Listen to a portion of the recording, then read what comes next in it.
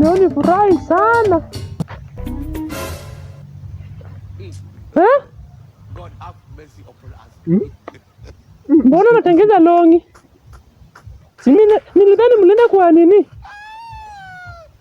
Mtoto wangu. Hebu simama hapa. Mbona mnatoka kwa mahindi mkitengeza longi? Kwani unashuku nini?